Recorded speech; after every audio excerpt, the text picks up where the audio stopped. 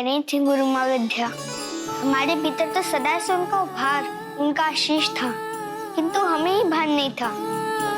अब जब हो गया है तो गुरु माँ वचन देते हैं हम आपको कि आपके आशीर्वाद से संगीत के सुंदर उपहार का हम प्रसार करेंगे और सभी के मन और जीवन को जागृत करेंगे। क्षमा महाराज, अज्ञानवश हमसे अनर्थ हो गया। आप जैसे दयावान महाराज का अपमान किया हमने। क्षमा कर दीजिए, क्षमा कर दीजिए हमें। ये कैसा चमत्कार है? वो द्वेष, वो क्रोध जो हमने साक्ष्य किया था, वो एकाएक कहां चला गया?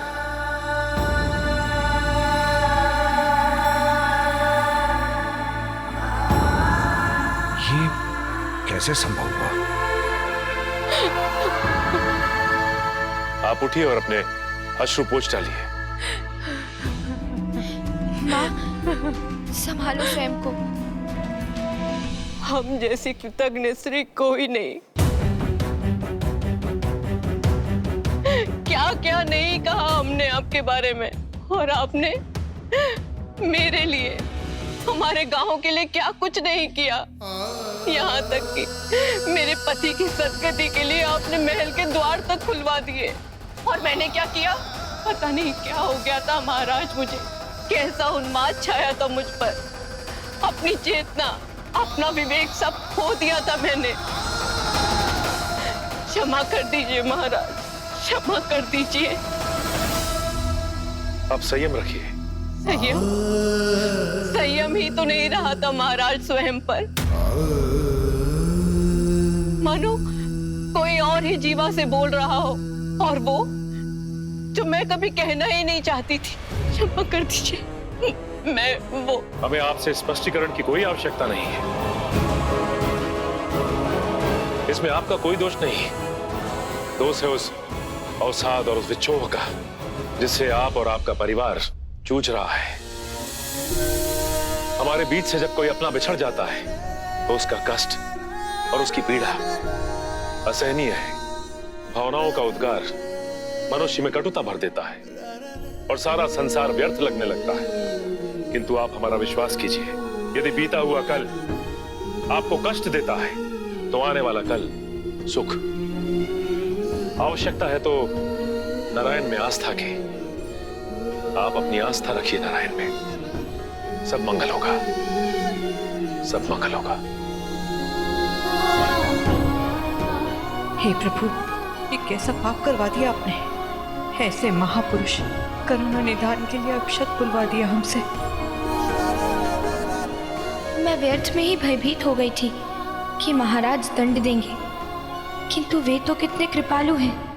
हमने जो कुछ भी कहा महाराज, वो हमारी भावनाएं नहीं थी। क्षमा कीजिएगा। बार बार क्षमा याचना की आवश्यकता नहीं है। हम आपसे रुष्ट नहीं है और ना ही हम आपको दंड देना चाहते हैं। हमने तो यहाँ आपको इसलिए बुलाया था कि हम चिंतित थे आपकी मनोदशा जानकर। चिंतित? हाँ, चिंतित। आपके पति की अकाल मृत्यु के बाद आपके परिवार का ध्यान रखना हमारा दायित्व था, किंतु हम इसमें चूक गए और इसलिए हम आपसे क्षमा मांगते हैं। नहीं नहीं महाराज, आपने तो हमारे लिए इतना सब कुछ किया, इतने उपकार किए हम पर। आप क्षमा ना मांगे।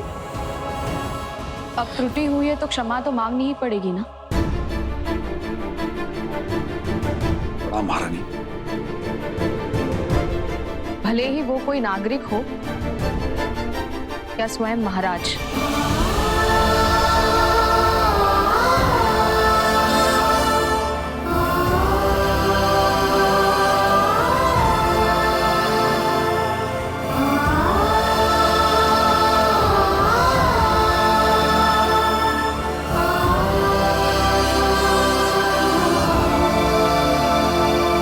तो बताइए, पाक कला में कितने निपुण हैं आप? माँ भोजन अति स्वादिष्ट बनाती है। सत्य में इनके हाथ की खीर पूरी ऐसी लगती है कि पूरा गांव कुछ ही पलों में चट कर जाता है। दीदी चुप करो, हम सभा में हैं। अति उत्तम। हमारी राजकुमारी को भी खीर पूरी अत्यंत प्रिय है, तो हम आपकी नियुक्ति राज रसोई में करते हैं। महारानी, कोटि कोटि नमन। यदि भक्ति महल में कार्यरत हुई तो उसे कहीं ज्ञात न हो जाए कि राजकुमारी ही त्रिकुटा है। माँ, महाराज कितने अच्छे हैं ना, कितना विशाल हृदय है उनका। और ऐसी पुण्यात्मा को न जाने मैंने क्या क्या कह दिया था। वही तो, हो क्या गया था तुमको? ऐसा व्यवहार तो कभी नहीं करती हो। पता नहीं पुत्री, जाने किस पापी का भूत चढ़ गया था माथे पर। ऐसे में तुम्हें भी पता नहीं क्या क्या कह दिया मैंने। क्षमा करना भारती। माँ, ऐसा क्यों कर रही हो? कभी कोई माँ अपनी पुत्री से क्षमा मांगती है? रानी भी कितनी अच्छी है ना, तुम्हें तुरंत काम दे दिया। बहुत अच्छी है महारानी, बड़ी दयालु है। नहीं तो जिसके पति का इतना अपमान किया जाए वो बिना दंड दिए क्षमा कर दे, ऐसा कोई करता है क्या? सच में बहुत दयालु है महारानी। मेरा मन तो उनके चरण स्पर्श करने का हो रहा था। हमारे सारे दुख दूर कर दिए। उनकी इस कृपा के लिए हम सदैव उनके ऋणी रहेंगे।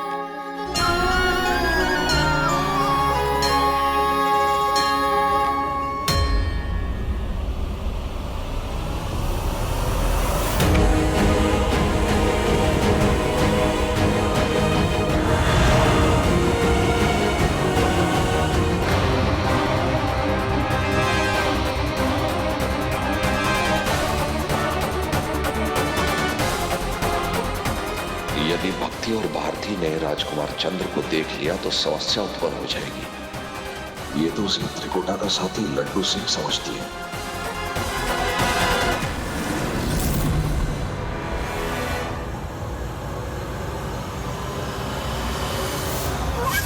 चंद्र, छोड़ो, हमें क्या कर रहे हो? चंद्र, कर क्या रहे हो? छोड़ो। चंद्र, चंद्र, क्या कर रहे हो? हमारे पीछे क्या कर रहे हो? कुछ नहीं माँ, अच्छा लग रहा है। आपका ये वस्त्र बहुत नरम है ना, तो पकड़ के चलने में बड़ा आनंद आ रहा है। अरे छोड़ो हमारा आंचल चंद्र। आइए, चलिए।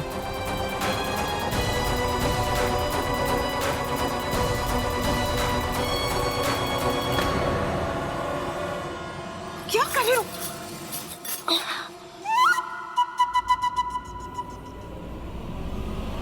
आइए, आपके गांव जाने की सारी व्यवस्था हो गई है, रथ तैयार है। जी।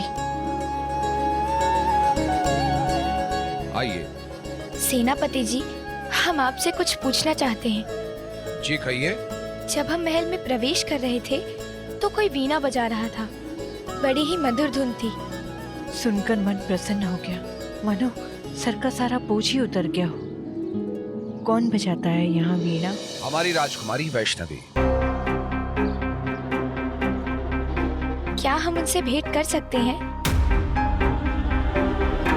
उनके इस मधुर संगीत के लिए हम उन्हें दूर से ही आभार प्रकट करके चले जाएंगे। माँ को बहुत शांति मिली उनके इस संगीत से। अब क्या उत्तर दें इन्हें? क्या कहें? कैसे टालें इन्हें?